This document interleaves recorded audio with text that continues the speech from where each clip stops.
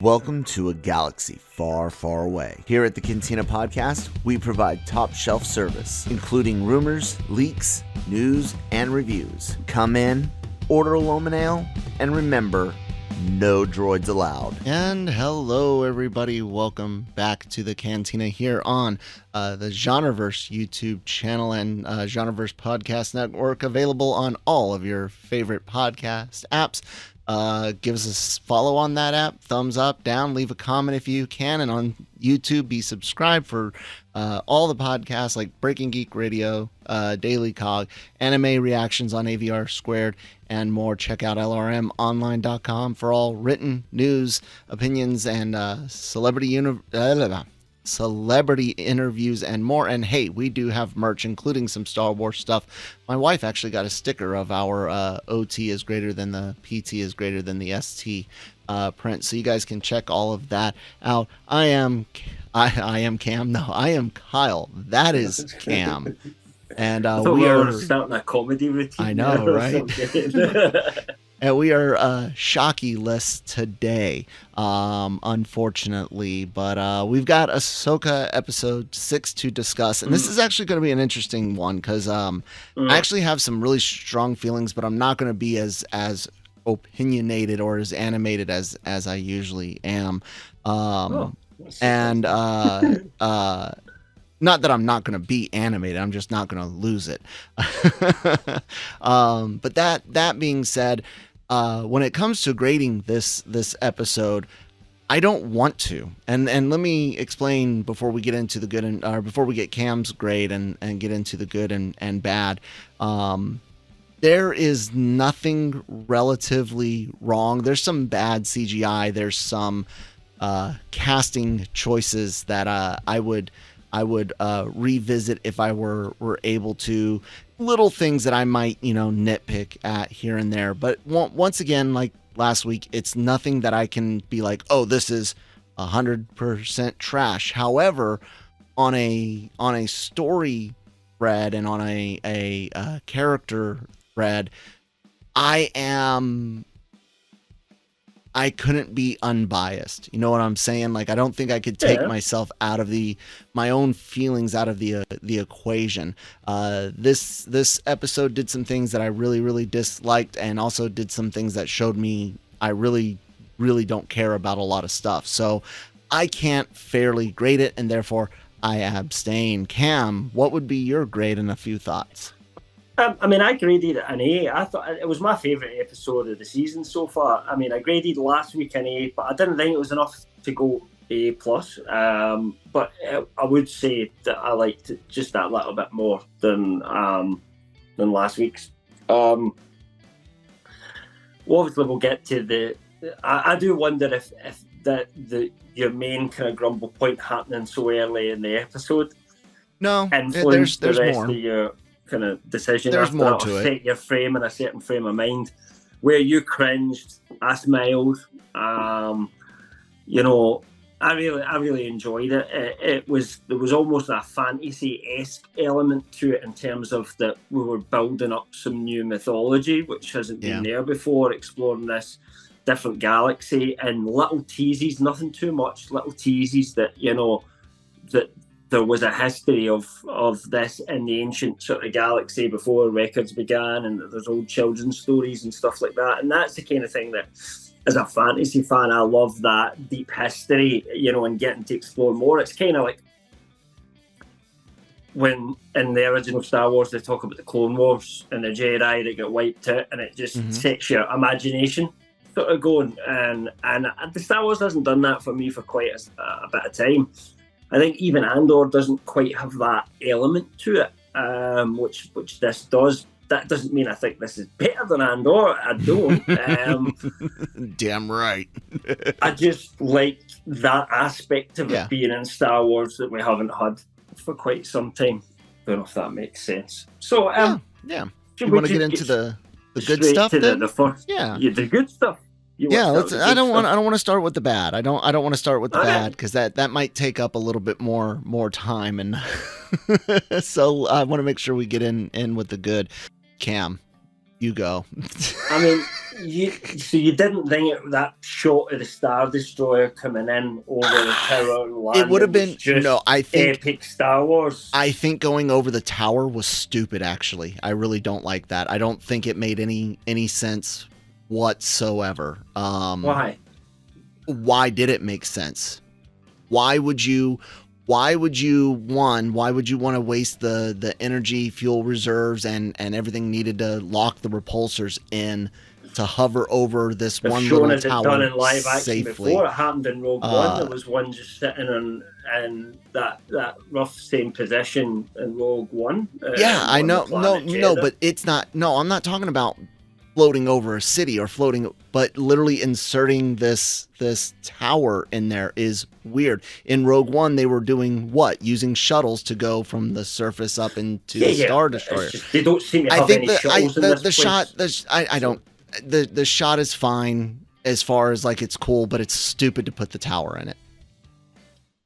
Yeah, I don't know. I thought that was cool. That was Star Warsy for me. You know, I was never, and it locks in there. It just locks in like it's on a dry dock. In the Star Wars universe. You know, it just was cool in the way, you know, they're almost like would have been great. Would have been great if they hadn't put the tower in the landing bay. Yeah, that was too much for me, but whatever. I loved that. I thought that was a unique kind of new thing and pretty cool. I don't know, what else did I like? I liked pretty much everything about it. I liked the fact that, you know, they keep teasing that there's some history with this other galaxy, but they're not giving us the answers. You know, we're given little. Well, that'll be Mangold's movie, won't it? Cues. Sorry?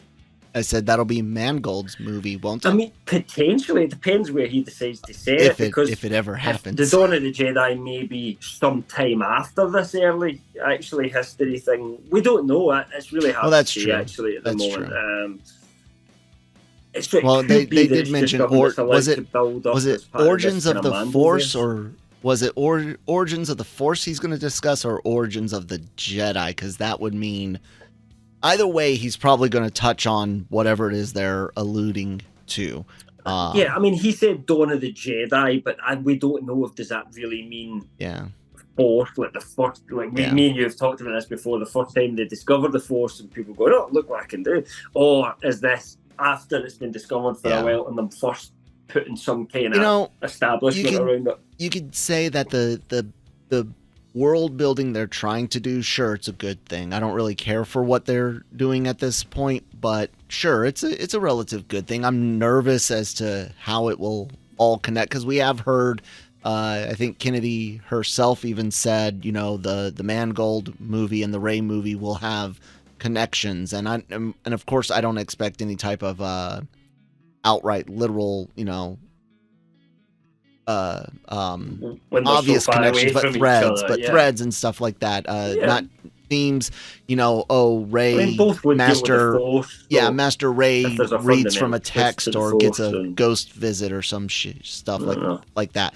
But the world building, hey, it's good that they're finally trying to do that, and it feels so bad that we're bumped up against the sequel trilogy. Like that's probably like the worst thing about this era is it is relatively short to that sequel trilogy, and there's a lot of stuff that you would feel that there's a lot of ground to cover to get to that setup, but it's not a lot of time, and it's really not a lot of ground. It's just a lot of ground to make it make sense, if that makes sense. It depends. I think there's some value in what some fans hate, that this building up should really have been where they went next with the sequels, you know, building up a new threat from outside, you know, the return of Thrawn or something like that. It could have been something where, you know, then we get the likes of Luke, and then if you created them at that point all involved in it, instead of just the same old Snoke and then he's nothing, bring back Palpatine kind of deal. And, you know, that's absolutely right. but they're not never going to change that. So no, it might be never. an idea that Never. And can we all just say how great it was to see the world be, and I mean like great in air quotes, but sort of how great it was to see the world between worlds come and go, and no freaking retcon, no flipping sequel trilogy erased. It would have been dumb if they had done it, but honestly, for the love of God, guys, can you please dump Zero and Doomcock and all of them dumbass motherfuckers that just talk out their fucking ass. Anyway, sorry. They'll have an excuse why it never happened, and that someone wanted it to happen, and then Kathleen Kennedy twisted her evil magic wand and made it so that it couldn't happen. Anyway. Doesn't matter, but I could see them kind of building up something here, but finding a way to delay it until they then get to the Rey story and kind of trying to go down that way and kind of give her the look up, if you like, that Amy had if this is getting a bit EU.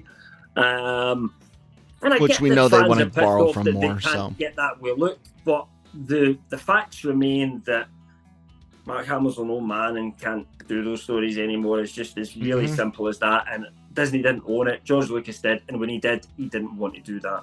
You just can't get around these things, so they have to do something. Yeah. But I get that if you don't like it, you don't like it. But yeah, let's talk Thrawn. What'd you think, man? Live action appearance. Talk about calls that are gotten right. Hey, we got that one. We did, and I like Mickelson because to me it falls from it's the Thrawn from Rebels really to me, because the voice is matching, and okay, it doesn't look exactly the same as that, but this has been quite a bit of time, not maybe quite that much time, but I'm kind of thinking for the hard life where they've been, that's the way. When you look at the troopers, all that sort of stuff, I don't think they've had an easy time of things. However, I actually quite like him. I know you had some issues with him, but I quite like. I think he does come across as that smart. Like, as soon as he finds out Ahsoka's in the game, he's like, tell me everything you know about her, because he needs to kind of fully calculate what she is. And interestingly enough, although it only appeared in the books, he actually does know Anakin Skywalker. So I wonder if that'll come up. They actually spent some time he has together. The Vader. He has the Vader books. He has the whole books where he's working with Vader. I haven't read all of them. I got through chunks of the first. I don't know if he knew Vader was Anakin. I don't know if he knew. That's what I'm saying. Yeah, that's what I'm saying too. Like I don't know. Anakin pre-Vader as well. Briefly, I do know that and I say this as a chubby dude myself, reaching middle aged. I never pictured Thrawn with a bit of a belly pooch. I'm sorry, I never did. You know what I'm saying? I get that, And the idea that life is rough out there wouldn't have kept Thrawn from being at peak physique, which a Chiss species is different than a human. So I get it. I understand. But it was one of those things that I noticed immediately. I was like, he looks old and he looks older than I would expect for the age he should be. But I liked him, because I thought he sounds good, sounds fine. He just plays the character well. He's a good actor.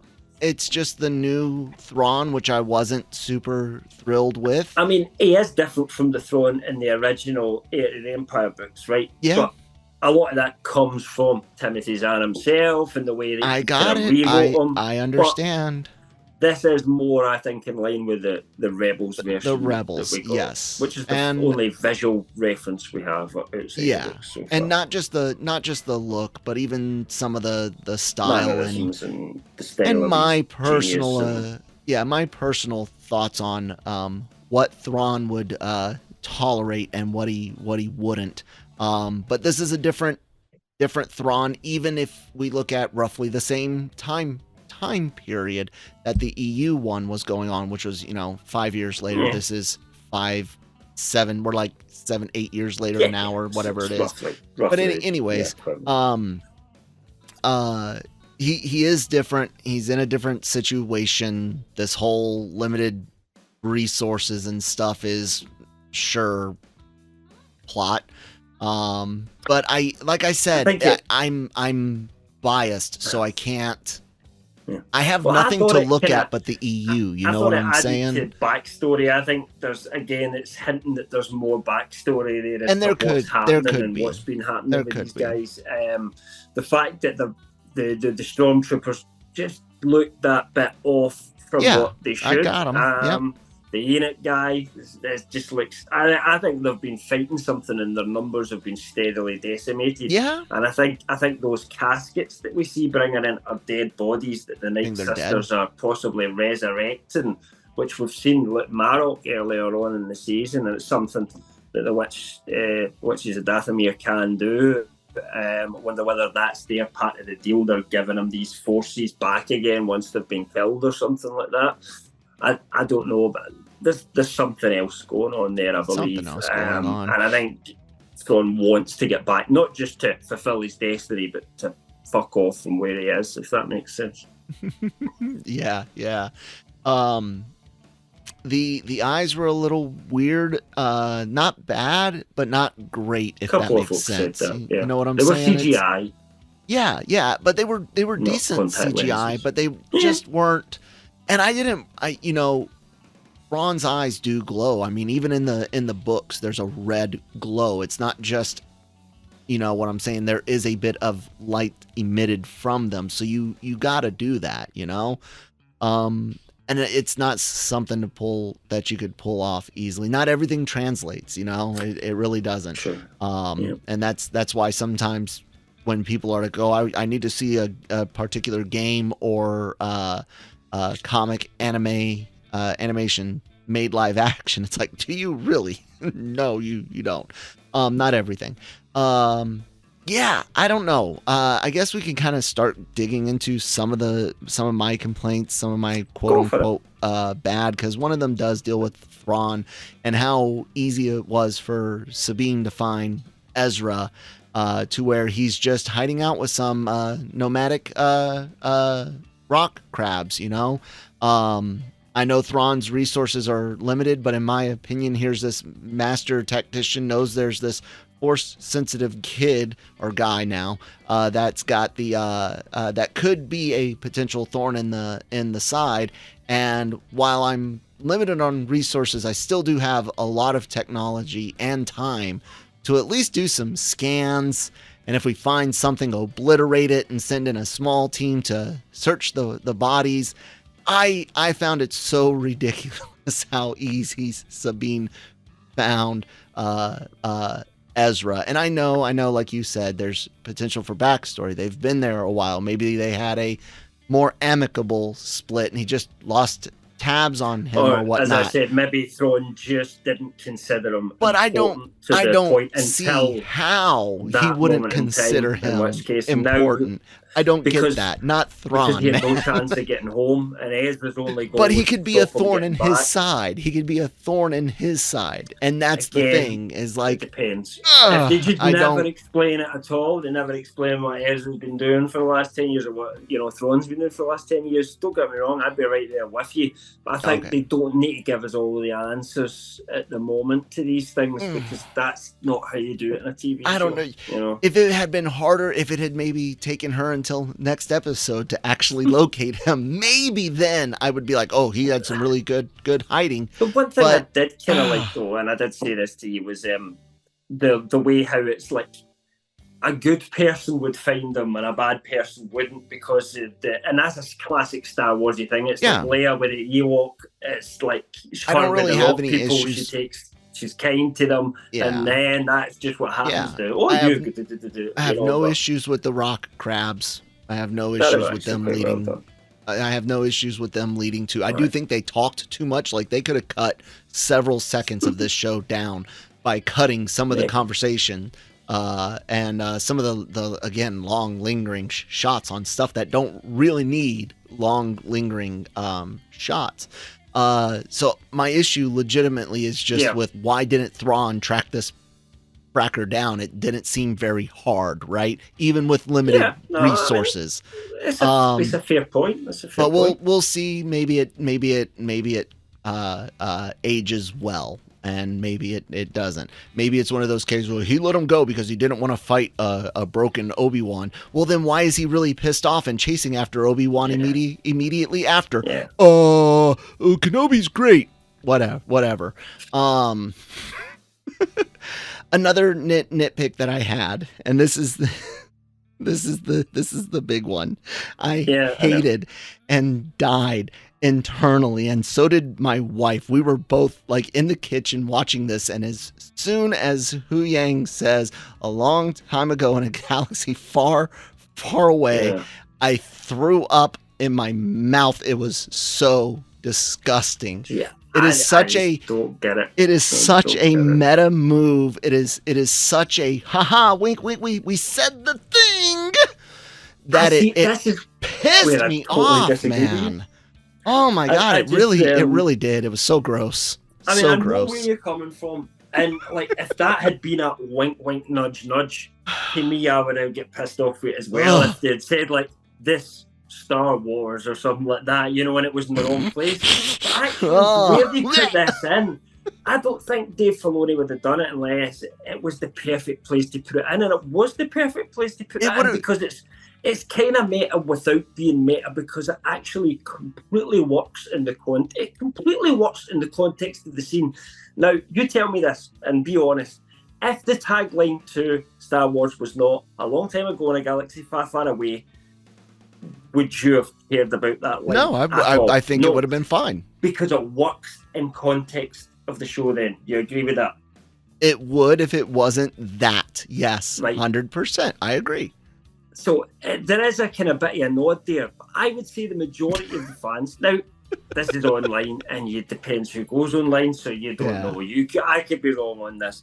But very few people disliked it. More people kind of thought that was quite good and was probably one of the few places where you could kind of get away with that. I would never want telling that. A story that's about a galaxy far away a long time ago. That's the whole thing, though, is to me it's another one.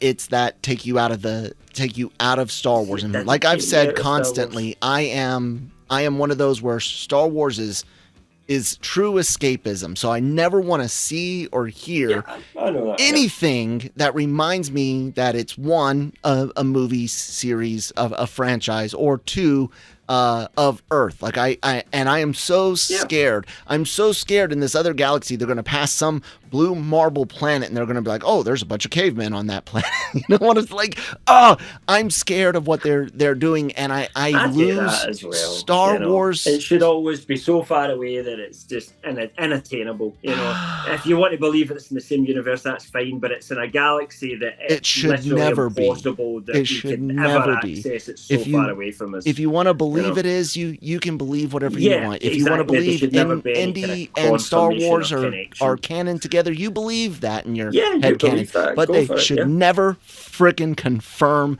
jack about and Earth. I'm with you on that. That's why I agreed with you about the Vespers and Boba Fett. You know, it didn't work. The crappy gun in Andor and. I just can't agree with you on this one. I thought it was a nice little touch because it didn't pull me out. It didn't pull me out at all. It pulled me out. Actually, instead of like cringing like you, I just smiled. That was pretty well done, actually. And that was my response. That was well done. And then it was the way it just cuts into the titles, and we don't really see them again either, because the story changes to what's been happening to Sabine. It just at that carries time. on. I just thought that was well done. It intrigued me. I was intrigued by this episode. I would have almost preferred a wink, an actual wink, nudge, where he went, instead of a long time ago in a galaxy far, far away, he goes, many years ago in a galaxy a long way away from here. Like I would have chuckled at that. I still wouldn't have loved it, because it's still, again, referencing the real world aspect. And for me, like I said, Star Wars is all about it had been all about escapism. It was and sorry to get all like sentimental and whatnot, but during a really bad time in my life, that was like legitimate escapism and necessary and very, very near and dear to me, because everything going on around me was shit. So I hold Star Wars in that, and sometimes I think we put it in a pedestal. Absolutely, and that's why I started the whole episode with I started the whole episode with, I'm biased. I cannot undo my bias here enough. I try. There's been episodes of this that I've been like, I don't really care for it so much, but I can see, I know where it's not bad. You know what I'm saying? I know where it's not bad or where it is good. But this time it's just, it's too much. And I'm afraid that this is more and more of what we're going to get. The more cartoony, and I'll say this overall, except for the cartoonish ease of finding Ezra and the long time ago line, that other than the Space Acrobats episode, they've done a better job tonally of keeping it even and almost Mando season 1 and 2-ish, but a little bit more on the. To me, that's where just where it's edged on the way a bit cartoony. more, because there's more Force stuff going on, and Yeah. the extra element of kind of fantastical to it. But I just we're just never going to agree on that point about the line, though. And just for the viewers' sake, Shockey did agree with me, by the way. So it was going to be 2 versus 1, but unfortunately couldn't make it today. Doesn't matter. I'm right. You're all wrong. No, I mean, literally, it's one of those things where, as sad as it is, I see where they're going, and it's not for me. I'm not a prequel era campy. I'm not a cartoony Star Wars type person. I would love for the tunes to be all of that for people, and then live action to be more, Rogue One Andor like, not just spy and subterfuge stuff, but in tone and style. But we're not. We got a bit of a blend, and now we're going, at least for the near future, more on the toony side. Can I say, I think you missed something that you'll hate as well. What did I miss? Before that bit, when he says a long time ago in a galaxy far, far away, they talk about the 3 volumes, the history of the galaxy, volume 1, 2, and 3. And Ahsoka says, or as Huyang says, 1 was the best. To me, that was Filoni kind of saying, I'm a prequel guy. I heard it. I wish I thought you would have picked that one. I heard it. I don't remember feeling anything. That on was it, more but of a nod to me than the other line. But sorry to interrupt. Episode 1 was trash. Sorry, not sorry. But no, it's not my Star Wars. But unlike a lot of people who are like, it's not my Star Wars, I'm like, okay, I've got the stories that I got. It's okay. Like, it does suck. I wish that things would be better, but if it's not, it's okay. I'm not that invested in what comes next. Like I said, we're bumped up against the sequel trilogy, which was trash, and them trying to get even ahead of that. If it's still connected to all this other stuff, I don't care. I'm not reading the books. I'm not reading the comics. I'm not playing the games, because Jedi Fallen Order was like, okay. Yeah, man. I don't know. Hopefully Ahsoka turns around, though, and we have Andor season 2 eventually, someday, maybe. Anyways. Yeah, they just finish making it. Pesky stripes. Any other thoughts on Ahsoka episode 6, Cam? No, it might not have the potential that it has in my head, because I like a show where I get to use my imagination myself and kind of work out, in my head, well, where would I be going with all this? There's some cool ideas. And it might not go that way, but, there's always hope. Always hope, as they say in Rogue One. All right, guys, check out lrmonline.com for all your written news, needs, opinions, if I have the right tab open. Celebrity interviews from LRM YouTube channel and more. GenreVerse YouTube channel. Get subscribed. Anime reactions, trailer reactions, podcasts covering everything you can imagine in geek. Pop culture, entertainment. And of course, we've got merch on our Redbubble, link in the description box below. All podcasts go up on your favorite podcast apps. Cam, anything else? No, just check out lrmonline.com, as Kel said, and my written reviews on there if you want to take a look at it. And all the other episodes so far, we're also reviewing Wheel of Time, which Kel and I are also with his lovely lady Christine reviewing, so check out that one when we do it. We're recording the new episode this week as well. That's about it, guys. All right, may the Force be with you.